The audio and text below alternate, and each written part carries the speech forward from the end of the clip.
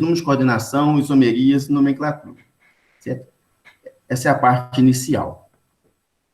Basicamente, o que nós vamos falar hoje, que eu vou tentar falar para vocês, será sobre o histórico da química de coordenação, vamos falar um pouquinho da história, como que foi esse desenvolvimento, certo?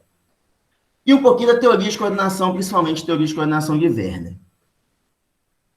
Bom, como apoio, eu sugiro alguns livros para vocês, que é esse livro aqui, Química Inorgânica Descritiva, de Coordenação do Estado Sólido. Vocês têm acesso a esse livro lá na biblioteca virtual, né? O que eu vou falar está aí relacionado ao capítulo 2.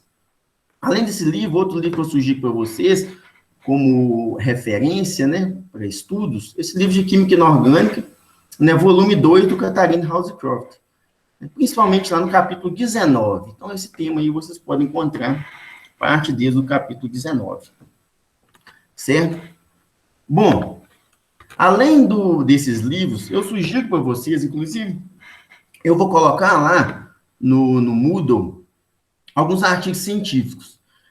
Desses artigos, eu sugiro a leitura desse artigo aqui, que é um artigo da Química Nova na Escola, certo? Que vai falar um pouquinho de qual que é o desenvolvimento histórico, principalmente o desenvolvimento da química de coordenação e o embate em termos de teorias de Alfred Werner e Jorgensen.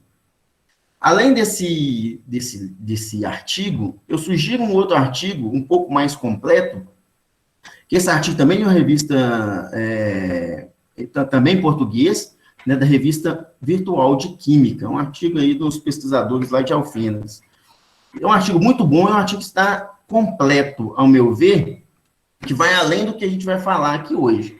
Mas ele fala toda essa parte inicial, toda essa questão histórica, toda essa contextualização. Eu vou pôr esses dois artigos para vocês, certo? Lá para vocês, como leitura. Esse primeiro é um artigo acompanhado mais histórico, esse segundo já mostra um pouco mais as teorias, um pouco mais avançado em relação ao que nós vamos ver em aulas posteriores. Então, esse segundo artigo aqui, vocês podem utilizá-lo aí, né, para outros assuntos que nós trataremos mais adiante. Certo? Então, como exposto inicialmente, a gente vai falar hoje de química de coordenação, certo? Mas, Rodrigo, o que é química de coordenação? Quais são os personagens principais em relação à química de coordenação? Um dos personagens principais que nós vamos falar aqui é esse pesquisador aqui, que é o Alfred Werner. Esse é considerado o pai da química de coordenação. As grandes contribuições de Werner foram justamente elaborar, certo? E consolidar, de certa forma, esse novo conceito até então na química inorgânica, que é a química de coordenação. Certo? Então, quando você fala de química de coordenação, o primeiro pesquisador que vem à sua cabeça é Alfred Werner. Então, a imagem do Alfred Werner, mais jovem, foi tirado aqui desse artigo também da Química Nova, certo? Que também fala um pouco da história de Alfred Werner, né? Além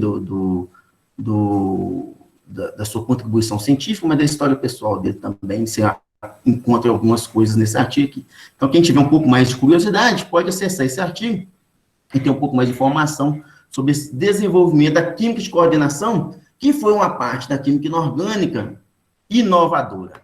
Ou seja, foi uma contribuição inovadora, né, vinda de Alfred Werner. Bom, para vocês entenderem basicamente o que é uma química de coordenação, nós temos que imaginar que seria uma ligação coordenada. Uma ligação coordenada, né, ela... Deixa eu ver como é que eu faço. Isso aqui tinha um efeitozinho aqui. Reproduzir esse vídeo. Eu não sei como é que eu faço reproduzir esse vídeo.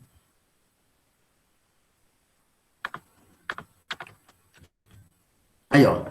Uma ligação coordenada, ela acontece basicamente como você tem uma espécie que atua como doador de elétrons, para uma espécie que vai ser aceptora de elétrons, formando aqui, né, uma ligação que nós chamamos de ligação coordenada. Para formar uma ligação coordenada, então, você vai ter que ter uma espécie de doadores de elétrons, certo? Que também nós podemos fazer uma analogia como sendo uma base de Lewis, e uma espécie que vai receber esses elétrons, que é o que nós chamamos aqui, ou podemos fazer uma analogia de um ácido de Lewis, por exemplo, certo? Formando aqui o que nós chamamos de adulto. Bom, aqui eu representei aqui, ou está representado aqui nessa ilustração, uma espécie central A, que vai doar elétrons para a espécie B. O A, gente, pode ser elementos, quando a gente olha na tabela periódica, tantos elementos do bloco S, tantos elementos do bloco P, elementos do bloco D, e elementos, por exemplo, do bloco F, certo? Só que, basicamente, o que nós iremos trabalhar aqui será a química de coordenação relacionada aos elementos do bloco D, certo? Então, nós iremos focar aqui nesse curso os compostos de coordenação formados envolvendo os elementos do bloco D ou metais do bloco D, certo? Ah, Rodrigo, mas pode ter compostos de coordenação com bloco S, bloco P e bloco D? Ou bloco F? Sim, pode. Mas nós não vamos focar nisso nesse curso. Nós vamos direcionar mais os elementos do bloco D. Mais especificamente, elementos do que nós chamamos da primeira série de transição, que é essa primeira linha aqui, segunda série de transição e também alguns também da terceira série de transição. A quarta série de transição, que é essa aqui, raramente a gente vai falar nesses elementos. A gente vai focar mais na primeira, segunda e terceira série de transição. Então, lembre aí esse termo que nós vamos utilizar. Essa primeira linha aqui, primeira série de transição. Essa segunda série de transição. Essa terceira série de transição. Isso vai ser extremamente importante e nós vamos nos referir a isso mais adiante. Certo? Então, é importante vocês lembrarem lá de química geral, como que seria a configuração eletrônica desses elementos? Como os elétrons estão distribuídos, orbitais, por exemplo, do zinco, do níquel, do cobre, e por aí vai. Certo? Além desses elementos, ou a configuração deles no estado fundamental, como seria a configuração desses elementos, né, como estão na forma catiônica? Vocês viram isso lá na química geral, e em um momento ou outro a gente vai voltar nisso aí com vocês. Certo? Então, basicamente, a gente vai trabalhar em compostos de coordenação, envolvendo os elementos do bloco D, certo? Ou seja, compostos que apresentam a ligação coordenada, que envolve aí os metais de transição. Certo? Bom, antes de entrar especificamente na química de coordenação, vamos falar aqui de alguns fatos relevantes e alguns personagens que foram importantes no desenvolvimento, não só da química de coordenação, mas da química. Aqui eu estou colocando aqui uma contribuição, um pesquisador que teve uma grande contribuição, principalmente na química orgânica, chama Auguste Kekulé. Kekulé propôs, na época, o conceito de valência atômica, certo? O que seria essa valência atômica? Seria a capacidade que um elemento tem de se combinar a outros átomos. Igual vocês já devem ter ouvido, ou já devem ter estudado, que o carbono ele apresenta valência igual a 4. Isso significa que ele consegue combinar até 4 outros átomos. Então, isso aí que vem a ser valência. E esse conceito foi um conceito que deu muito certo lá na química orgânica, certo? Principalmente quando se fala da química do carbono, que foi a química que se desenvolveu, de certa forma, um pouco mais precocemente do que a química inorgânica, sabia-se muitas informações sobre os compostos orgânicos, principalmente, além da valência do carbono, valência igual a 4, a possibilidade de formar cadeias carbônicas, né, igual vocês já lembram aí, seja do ensino fundamental, ensino médio lá, né, o carbono pode formar cadeias carbônicas, né, ramificações. Então, esse conceito já estava bem consolidado na química orgânica. Certo? Mas quando se tratava de explicar o comportamento de alguns compostos inorgânicos, aí os conceitos relacionados à valência de Kekulé, às vezes eles não eram tão claros assim. Como, por exemplo, como explicar a formação desse sal inorgânico, que é o NH4Cl, seu cloreto de amônio. Né?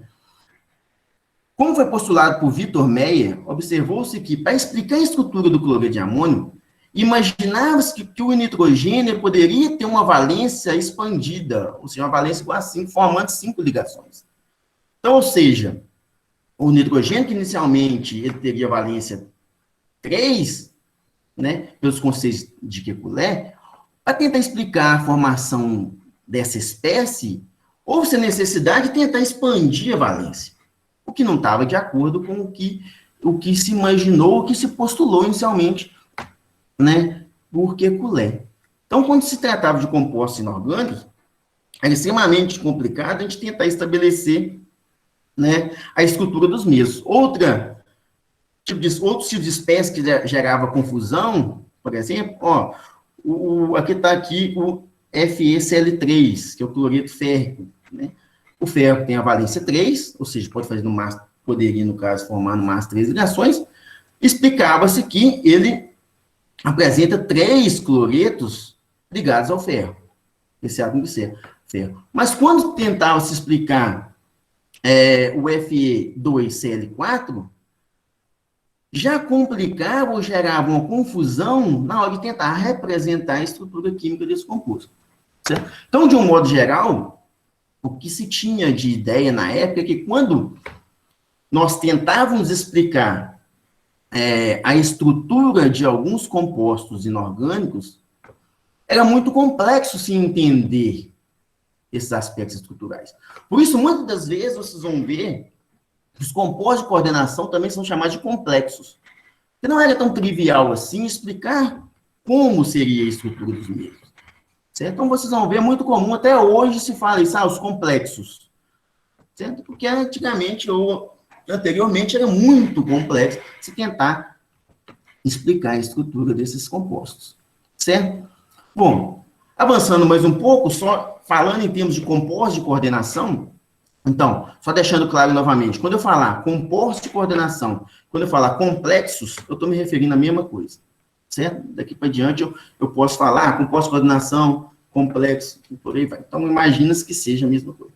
E os primeiros compostos de cobalto, né, com amônia, né, eles foram sintetizados aí entre 1798 e 1851, basicamente, por alguns pesquisadores que estavam trabalhando com compostos de cobalto e amônia, né? Um desses compostos, eu destaco aqui, um composto contendo como composição um cobalto, 6 amônias e 3 cloros, que recebeu a denominação de lúteo, que tem essa cor aqui.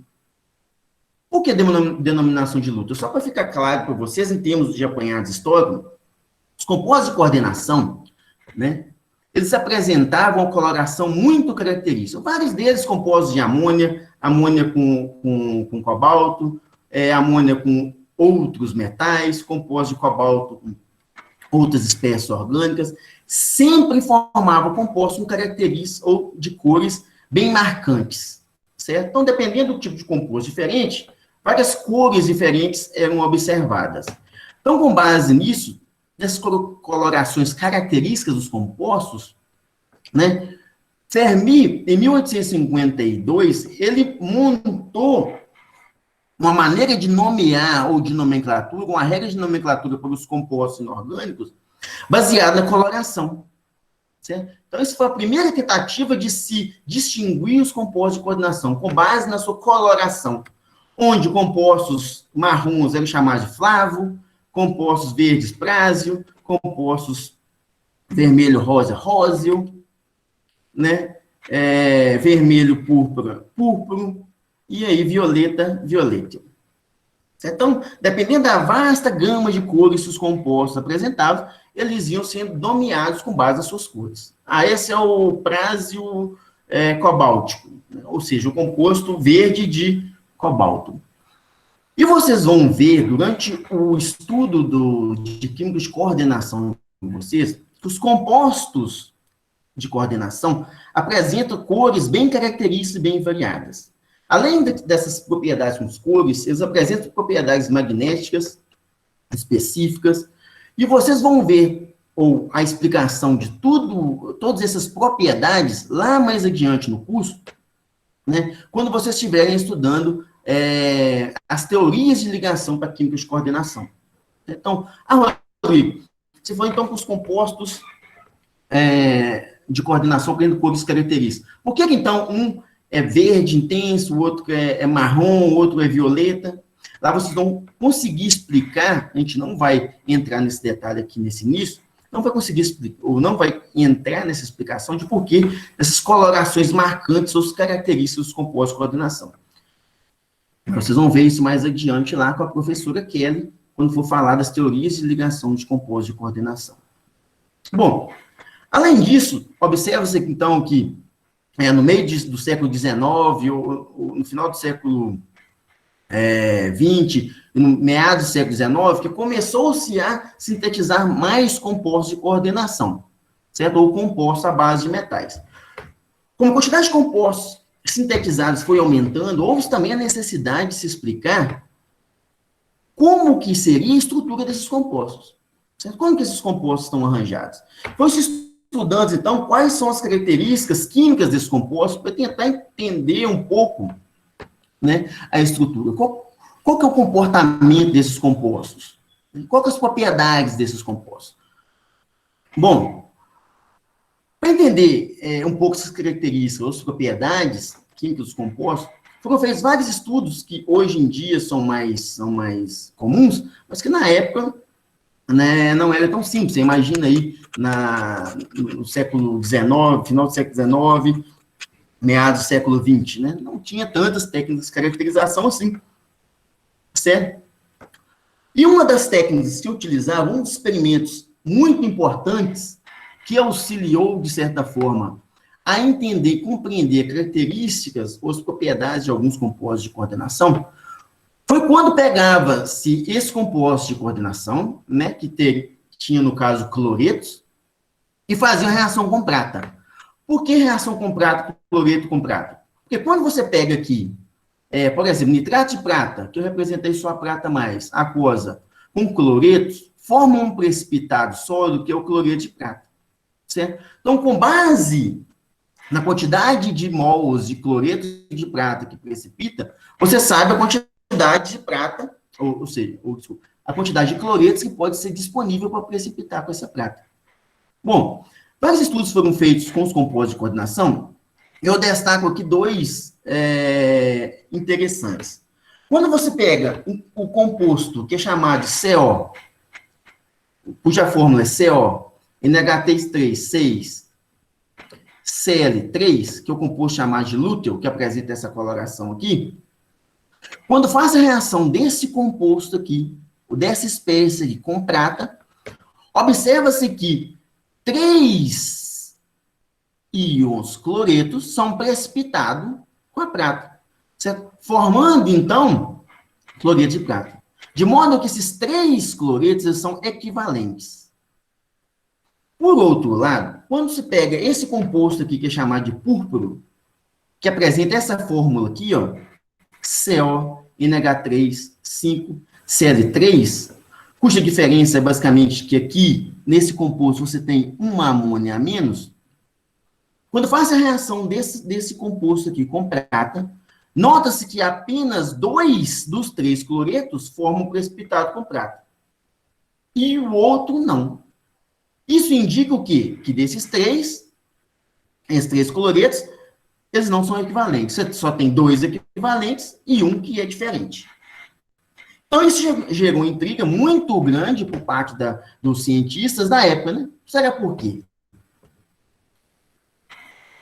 Bom, além desses experimentos, né, de precipitação com prata, outros experimentos que foram bastante realizados foram de condutividades molares, através de medidas de condutividade. O que as medidas de condutividade elas analisavam? Ou elas analisam até hoje, né? A gente utiliza isso no laboratório de química inorgânica até hoje.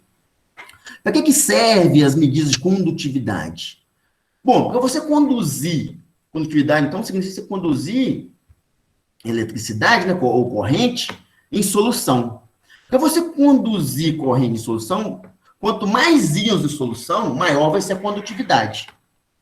Certo? Ou seja, então tem uma relação aí, então. Quando você tem muitos íons em solução, você tem a maior condutividade. Quando você tem menos íons em solução, você tem a menor condutividade. Certo?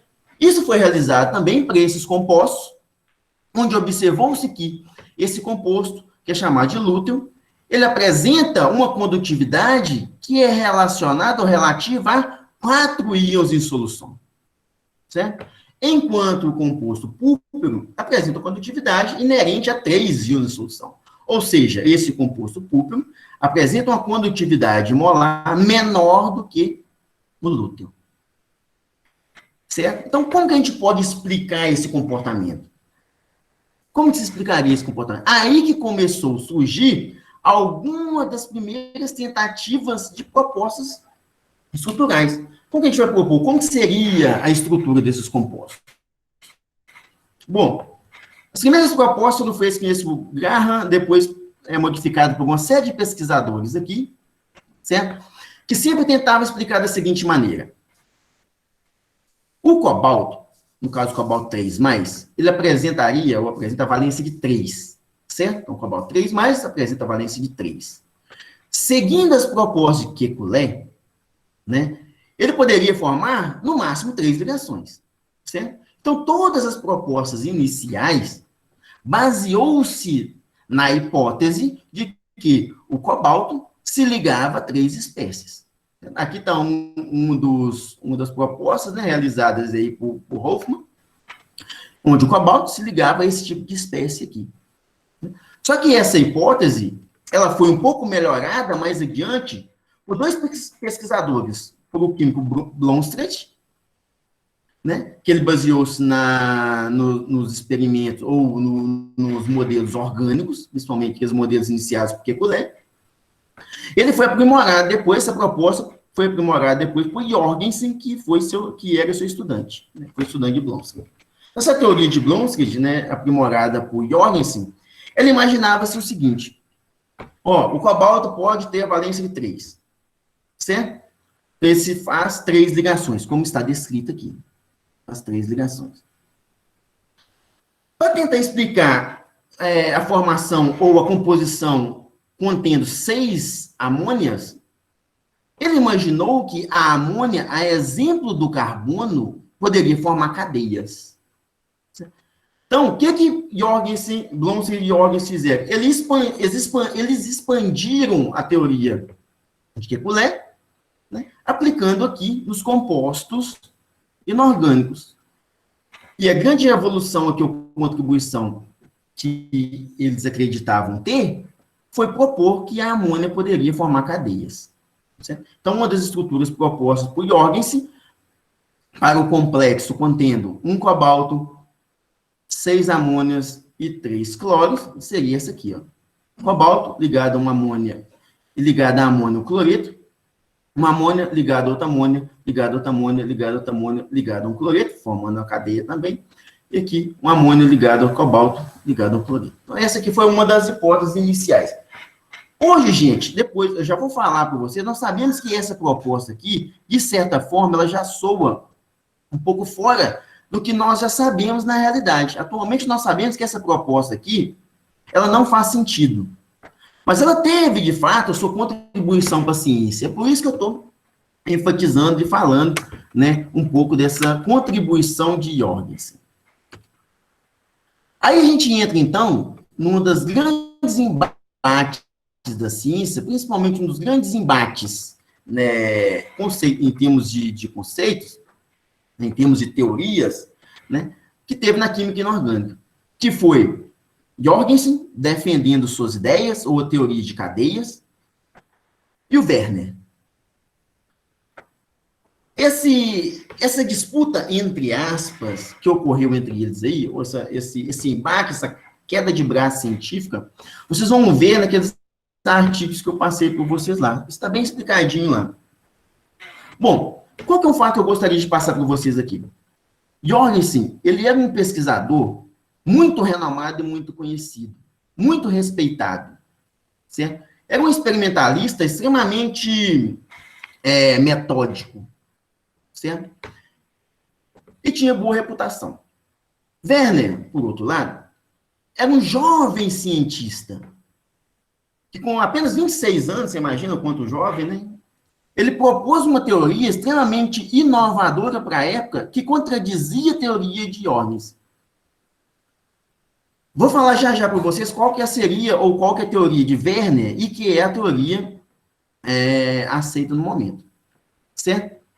Bom, Igual eu falei para vocês inicialmente, a teoria de Jorgensen, ela baseava-se na teoria expandida para os compostos de carbono, né? Ou seja, a possibilidade de formar cadeias para amônia.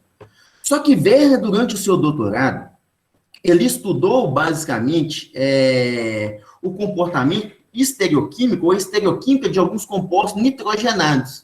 Certo? Ou seja, o doutorado do Werner, ele foi basicamente em química orgânica. Até então, ele não era formado, não era químico inorgânico de formação. Certo? Bom, como o Werner estudou em seu doutorado o comportamento de compostos aminoderivados, certo? Principalmente as questões estereoquímicas, ele tinha uma noção que achava um tanto quanto absurdo a amônia ou os derivados, a amônia no caso, formar cadeias. Então, ele não concordava, ou ele não digeria esse tipo de teoria. Foi aí que ele sugeriu uma nova visão em relação à química de coordenação, que seria uma visão de você observar o seguinte: os compostos de coordenação, eles podem apresentar mais de uma valência, como proposto anteriormente por Jorgensen. O que, então, que Werner propôs? Ele propôs o seguinte, que um centro metálico, falando de um modo geral, depois a gente volta para a amônia, ele poderia se combinar com espécies, que são chamadas de ligantes, certo? De modo a formar o que nós chamamos hoje de esferas de coordenação. Certo? Essa esfera de coordenação, na época, Werner chamou de valência secundária. Certo? Ou seja, que uma outra valência que ainda não havia sido proposto por Jorgensen. E ainda, esses compostos mantinham uma valência primária, mas que sim são os números de coordenação que nós... Desculpa. O número de oxidação que nós conhecemos hoje em dia. Então, qual foi a grande contribuição de Werner? Ele propôs o seguinte: os compostos de coordenação, eles apresentam uma valência secundária, que inclui a esfera de coordenação, que é composta pelo metal e os ligantes, e uma valência primária, que é aquela mesma prevista pela teoria de Jorgensen, que é relacionada ao número de coordenação. Bom, nessa época não se tinha conhecimento, essa proposta dele foi feita basicamente no final do século XX, no final do século XIX. Final do século XIX. Nessa época não se tinha ainda noção de elétrons, por exemplo. Não se tinha noção que os elétrons, ou o envolvimento de elétrons, são responsáveis pelas ligações químicas. Então, ele propôs essa teoria sem pensar no que nós já sabemos hoje. Então, vocês imaginam a grande contribuição que ele deu ao propor, né, uma teoria desse tipo, né, que na época é extremamente inovadora. Tanto é que essa teoria foi tão inovadora, que é a teoria aceita até hoje, que Werner, em 1913, ele foi laureado aí com o Prêmio Nobel de Química. Né? Foi o primeiro químico inorgânico a ganhar um Prêmio Nobel. Então, hoje nós sabemos, então, que essa ligação metal-ligante, nós vamos estudar bastante essa ligação metal-ligante, que envolve o fato de você ter uma espécie que é o ligante, a gente vai falar isso na semana que vem. O ligante vai ser uma espécie que vai doar pares de elétrons para uma espécie M aqui, que no caso seria um metal. Certo? Bom, só para expandir um pouco em termos de representação dos compostos de coordenação, isso que eu estou mostrando aqui de modo genérico para vocês é a fórmula estrutural, e nós podemos simplificar essa fórmula estrutural pela fórmula molecular. Como que se representa a fórmula molecular de um complexo? Bom, você coloca aqui, abre o colchete, dentro do colchete, o símbolo do elemento metálico, ou seja, do átomo central, do metal, M. Os ligantes, o símbolo do ligante, com índice referente a quantos ligantes vocês têm. Aqui, no caso, eu representei um complexo contendo 1, 2, 3, 4, 5, 6 ligantes. 6. E aqui o NOx. Esse aqui seria a representação genérica desse complexo aqui. Só representando para vocês aqui, já adiantando, aqui eu mostrei a representação do complexo com 6 ligantes. O fato de um complexo ser 6 ligantes, nós chamamos esse complexo como sendo um complexo que apresenta um número de coordenação igual a 6. Ah, Rodrigo, se apresentasse 4, você teria um número de coordenação igual a 4. Então, o número de coordenação vai ser o número de ligações que vai ter entre metal e ligante. Ah, se tiver só 2, número de duas ligações, número de coordenação igual a 2. A gente vai ver isso mais adiante, mas eu já estou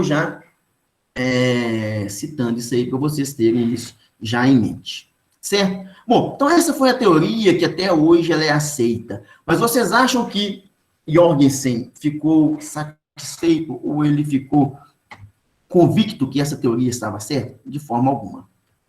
Aí que surgiu o grande embate da história, que foi Jorgensen acreditando na sua teoria e Werner tentando justificar a sua teoria. Então, eu vou passar para vocês depois vários outros materiais que mostram como que um e outro foram tentando defender as suas hipóteses.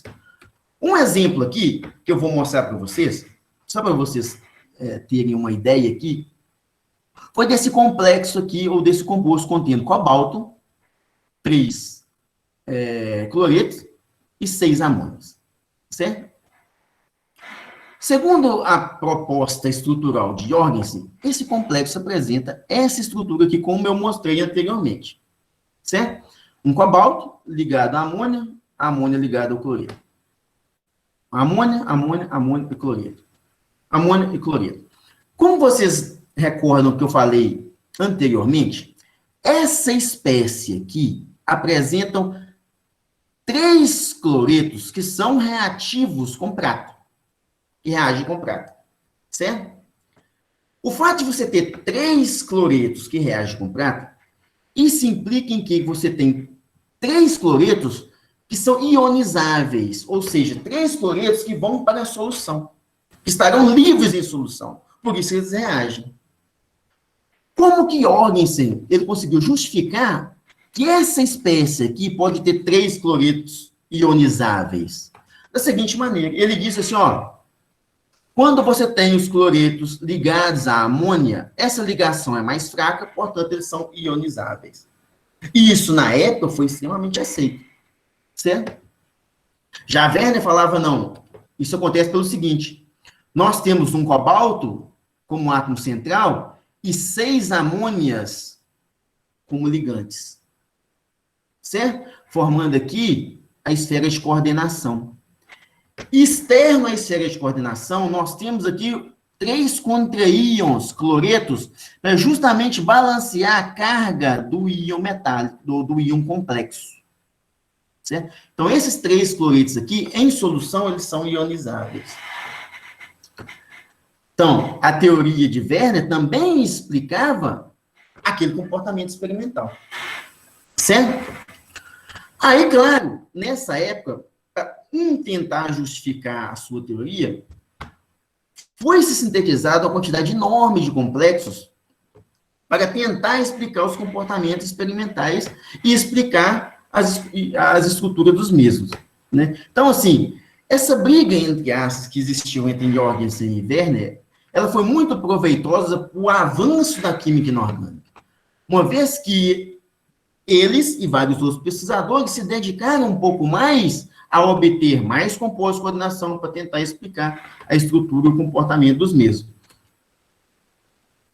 Bom, outro complexo aqui que nós também vimos anteriormente é esse aqui, com cobalto, 3 cloretos e 5 amônias. Como vocês lembram lá, que eu falei para vocês anteriormente, esse complexo aqui apresenta apenas 2 cloretos ionizáveis. E um é diferente. Um não reage com prata. Por que um não reage com prata? Como que Jorgensen conseguiu identificar isso aí, ou propôs isso aí? Ele propôs o seguinte. A diferença é que, nesse complexo aqui formado, ou considerando formação de cadeias, você tem um átomo de cloro, ou um cloreto, ligado diretamente ao cobalto. Esse cloreto diretamente ligado ao cobalto, ele não é ionizável. Portanto, ele não reage com a prata mais. O que está de acordo. Só que Werner também fez essa proposição, com base na sua teoria. Ele sugeriu que, nós temos um cloreto que não é ionizável pelo seguinte motivo, porque esse cloreto, ele está diretamente ligado ao cobalto e está dentro da esfera de coordenação. Por isso que ele não está disponível para reagir com prata. Apenas esses dois cloretos aqui, eles estão disponíveis para reagir com prata.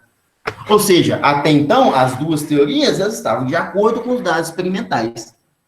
Certo? Evoluindo um pouco mais, né, na tentativa de explicar as teorias, né, nós temos alguns outros aspectos. Aqui só por curiosidade aqui, para mostrar para vocês como que se representaria a fórmula molecular desse complexo aqui. Abre colchete, átomo metálico CO, entre parênteses, 6 amônias, 1, 2, 3, 4, 5, 6 amônias, e fora da esfera de coordenação, fecha colchete, Cl3. Certo? Então, essa aqui, fórmula estrutural, fórmula molecular. Nós vamos ver isso bastante durante o curso. Como seria a fórmula molecular para esse complexo aqui? Abre colchete, cobalto, Cl, 1, 2, 3, 4, 5 amônios, fecha colchete, fechou a esfera de coordenação. Sempre a esfera de coordenação vai estar entre colchetes.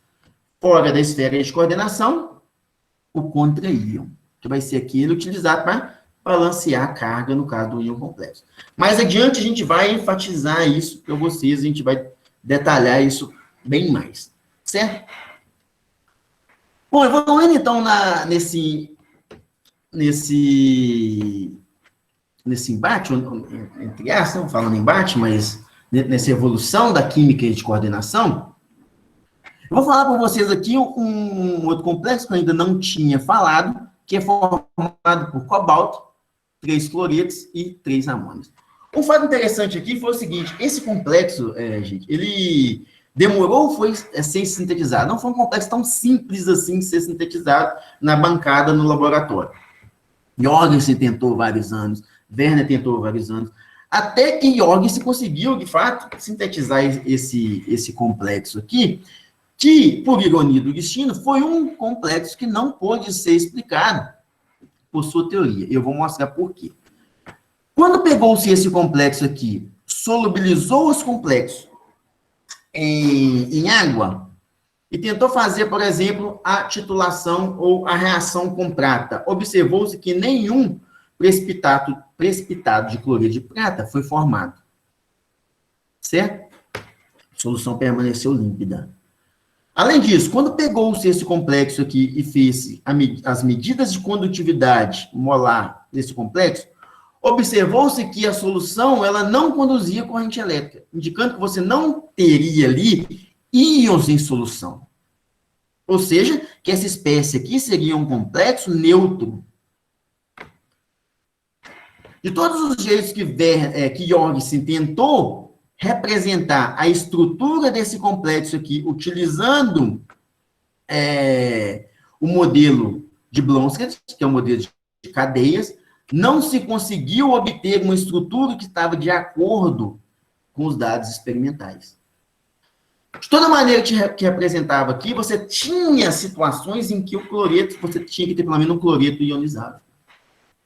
Enquanto o modelo de Werner conseguiu explicar categoricamente a formação desse complexo, que contém um cobalto, 3 amônias coordenadas ao cobalto e 3 cloretos. O fato de todos os 3 cloretos estarem na esfera de coordenação faz com que não seja possível a reação desses cloretos com prata. Certo? O fato de esse complexo não apresentar carga, ou seja, ser um complexo neutro, faz com que ele não, em solução, não conduza corrente elétrica. Então, esse é um dos aspectos aqui que mostrou, que Werner conseguiu mostrar as limitações, ou uma das limitações da teoria de Jorgensen. A teoria de Jorgensen tem outras limitações. Por exemplo, quando fala-se de composto de cobalto com amônia, se você considerasse, por exemplo, que a amônia poderia formar cadeias, por que você não tem, então, um complexo com 10 amônias, com 12 amônias em cadeia, ou 8 amônias em cadeia? Jorgensen não conseguiu comprovar isso aí. Vocês entenderam? Por exemplo, se você tem cobalto, amônia, a amônia pode formar cadeia, você pode ter uma cadeia aí com 10, 12 amônias. Jorgensen não comprovava isso. Por que você tinha até 6 amônias só? Jorgensen não conseguia comprovar isso. E o modelo de Werner conseguia comprovar isso. Por quê? Werner falava, ó, você só pode ter 6 amônias, por quê? Porque a partir de 6 amônias, você já satura a esfera de coordenação. Você não consegue mais, você não tem espaço mais para incluir mais ligantes. Nesse caso aqui.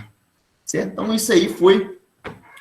Aos poucos dos anos, os modelos de Jorgensen foram perdendo forças. E cada vez mais, os modelos de Werner foram criando forças. Certo? Mais ainda específico, eu quero falar para vocês um aspecto, uma passagem histórica extremamente relevante, foi o seguinte.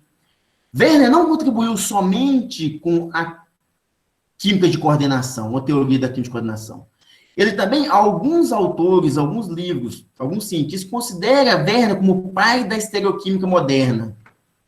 O que seria estereoquímica? Quando você faz estereoquímica, você olha como que os átomos estão dispostos no espaço, certo?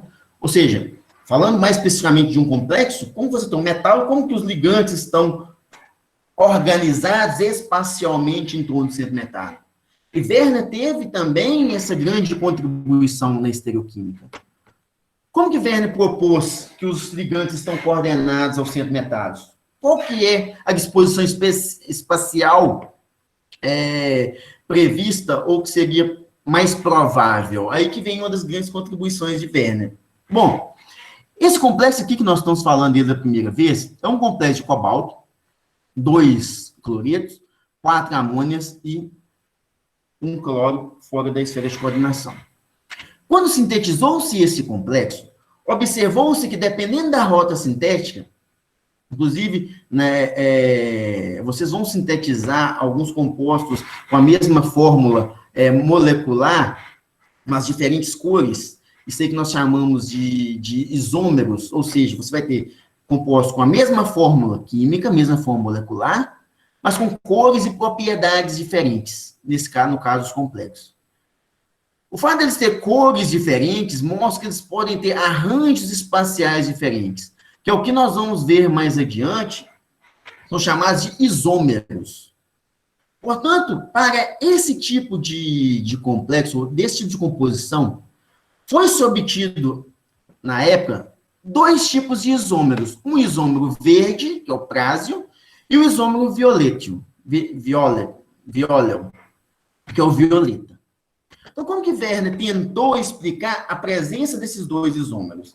Bom, então Werner fez uma série de tentativas para explicar as possíveis ligações ou as possíveis disposições espaciais entre metais ligantes.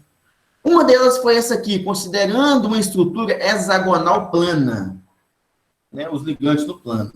O cobalto, coordenado ao cobalto, 6 ligantes. Desses 6 ligantes, quais são eles? 2 cloretos, 4 amônias. Então, uma possibilidade é você ter um cloreto adjacente a esse cloreto, outro cloreto. E o resto sendo preenchido por amônias. É uma possibilidade.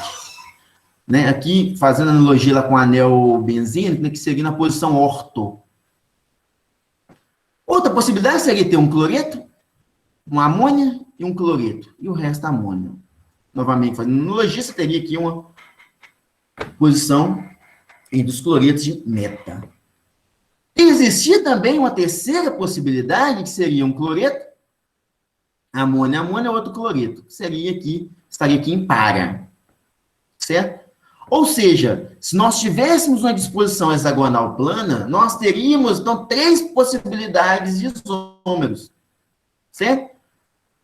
Ou seja, 3 possibilidades de arranjos espaciais diferentes, que não estaria de acordo com essas duas possibilidades obtidas até então. Certo? Outra tentativa foi tentar, vamos ver se colocasse uma disposição hexagonal piramidal, como estou mostrando aqui para vocês. Aqui também há a possibilidade, nós temos 3 tipos de isômero. Também não estaria de acordo com a possibilidade de haver apenas 2. Existir apenas 2.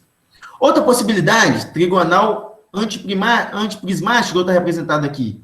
Também existe 3 possibilidades de disposição espaciais dos ligantes. Se pegar uma outra que eu não coloquei aqui, que é trigonal prismática, também há 3 possibilidades. A única disposição espacial que permitia prever apenas 2 tipos de isômeros foi quando Werner supôs que uma das disposições espaciais possíveis seria octaédrica, de modo que o metal, aqui representado como A, estaria no centro e coordenado ao metal 6 ligantes, representados aqui por B, formando um arranjo octaédrico, ou uma geometria octaédrica. Mais adiante no curso, a gente vai falar um pouco mais da geometria octaédrica. Bom, quando a gente faz aqui uma representação, uma disposição do cobalto e esses 6 ligantes, observa-se o seguinte, uma possibilidade é você colocar o cobalto, 1, 2, 3, 4 amônias, e um cloro em relação ao outro, fazendo um ângulo de 90 graus, certo? Ou um cloro adjacente a outro. Isso é o que nós chamamos de isômero cis. Nós vamos também ver isso mais adiante. E a segunda possibilidade seria você ter um cloro 180 graus em relação ao outro, gerando o que nós chamamos de isômero trans. Então, essas são as 2 únicas possibilidades que você tem de arranjar esses ligantes. Todo jeito que você modifica um cloro de posição em relação ao outro, ou você vai chegar no cis ou no trans. Certo? Então, foram as 2 possibilidades. Então, esse tipo de aspecto deu muita força em cima da teoria de coordenação de Werner. Essa foi uma das grandes contribuições. E, claro, nós vamos ver mais adiante no curso, Werner fez várias outras contribuições em relações tanto a isômeros geométricos, isômeros ópticos. Nós vamos ver isso mais adiante lá. Certo? Vamos falar, vai ter um dia que a gente vai falar só de isomeria. A gente vai falar um pouco disso aí. Certo? Bom, mesmo assim, só para finalizar essa parte aí, até então, além da contribuição da química de coordenação, da teoria da química de coordenação, estereoquímica, Werner contribuiu muito em cima do que nós chamamos de isomeria ótica. Isomeria ótica você já deve ter visto lá em química orgânica, né? Que um composto oticamente ativo é aquele que apresenta um carbono quiral, né? Então, essa espécie, ela pode ser, no mínimo, um carbono quiral, ela pode desviar a luz plano polarizada para a esquerda ou para a direita. Se essa molécula desvia a luz plano polarizada para a esquerda, ela é definida como levógena. Se desvia a luz plano polarizada para a direita, destrógena. Werner teve uma contribuição muito grande em cima de isomeria ótica, envolvendo compostos de coordenação. Certo? Esse que eu estou mostrando aqui é um complexo muito grande, mas eu vou já falar dele daqui a pouco. Werner, inicialmente, nos seus trabalhos sobre isomeria ótica, ele trabalhava com vários tipos de complexos metálicos, e nesse complexo metálico tinham ligantes orgânicos. Depois eu vou mostrar para vocês o que são esses ligantes orgânicos, ou quais são eles. Certo? São ligantes que apresentam alguns átomos de carbono, né, em sua composição, em sua estrutura. E na grande maioria dos compostos oticamente ativos que Werner sintetizou, né, eles apresentavam átomos de carbono. Então, Jorgensen, que não acreditava muito nessa proposição de Werner, ele não aceitava essa proposta que essa isomeria ótica seria do complexo. Ele atribuía que essa possibilidade de formação de isômeros óticos, tetestrógenos, ou levógeos, fosse o fato de ter na estrutura átomos de carbono, já que os ligantes que eles utilizavam, que Werner utilizava, tinham carbono. Aí, então, que Werner conseguiu sintetizar esse complexo aqui, que é um complexo que apresenta isomeria ótica, certo? A gente vai ver como seria a isomeria ótica para compostos de coordenação. Lá na química orgânica, usa muito RS. Aqui na química de coordenação, a gente vai usar delta e lambda. Certo? Aqui, mais especificamente, nós temos um composto de coordenação cuja ele é um isômero óptico chamado de delta. Depois eu vou ensinar para vocês como vocês identificam que é o delta, certo? E esse complexo, ele não tem nenhum átomo de carbono. Então, foi aqui que Huygens falou assim, realmente, você ganhou. Então, aqui, foi quando Werner sintetizou esse complexo, você ganhou, é claro, entre aspas, quando Werner sintetizou esse complexo e provou que um composto de coordenação que não tem carbono, ele pode, sim, ter atividade ótica. Então, foi aqui que a teoria de Werner, ela, de certa forma, ela foi consolidada, digamos assim. Foi aqui que Werner, baseado nisso aqui, claro, nas outras contribuições, ele aí foi laureado com o Prêmio Nobel de Química, né, no caso, foi o primeiro químico inorgânico, em 1913.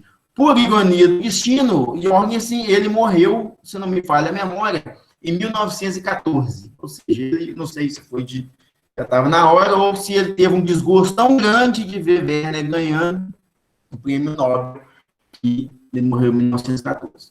E olha, assim, só para de informação, ele foi um pesquisador, né, que chegou perto de ganhar o Prêmio Nobel. Né, por causa de Werner, entre aspas, ou das teorias de Werner, alguém não conseguiu ganhar o Prêmio Nobel. E Werner, aí, só também por informação, ele morreu, se não me engano, em 1919, ele morreu pouco tempo depois, morreu jovem também. Mesmo assim, teve grande contribuição aí na química de coordenação, e basicamente todos esses desenvolvimentos que a gente vai falar nas aulas foram contribuições de Werner. E a química de coordenação, ela é tão relevante, só para mostrar para vocês, né? Ela iniciou aí no final do século XIX, praticamente, mas até hoje a química de coordenação, ela tem se desenvolvido muito. Ela é um campo da química inorgânica que tem se desenvolvido muito ainda. Né? Existem vários e vários novos compostos de coordenação sendo sintetizados em laboratório. Várias pesquisas científicas têm desenvolvido novos compostos de coordenação com as mais variadas aplicações. Certo? Bom, então, só para fechar, então, claro que na época, Werner não tinha conhecimento aí que os elétrons estão envolvidos na formação de ligações químicas, mas, de um modo geral, nós podemos ter uma noção de que os compostos de coordenação, eles são formados das seguintes maneiras. Claro, ligação entre metal e ligante, nós vamos ver em tópicos mais adiante. Mas aqui, inicialmente, nesse contato inicial que vocês estão tendo com química de coordenação, vocês podem aqui ter uma ideia geral, né, mais geral, que o composto de coordenação é formado aqui. Claro, nós vamos falar de composto de coordenação envolvendo elementos do bloco B. São formados por um centro metálico.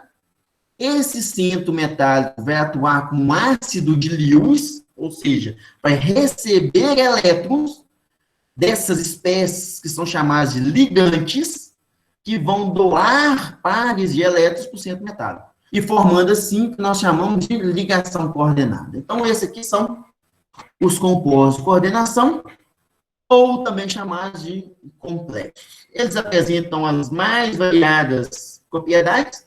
Nós vamos estudar bastante, você vai dar mais adiante as propriedades, as cores, as propriedades magnéticas. Nós vamos ver um pouco dos aspectos estruturais, eletrônicos, mais adiante, e aí a gente vai amadurecendo um pouco mais sobre esse tema aí. Certo? Então, o que eu tinha que falar para vocês é basicamente isso. Eu vou deixar um exercíciozinho aí para vocês fazerem em casa, e espero não ter me alongado muito. Obrigado. Como é que eu faço?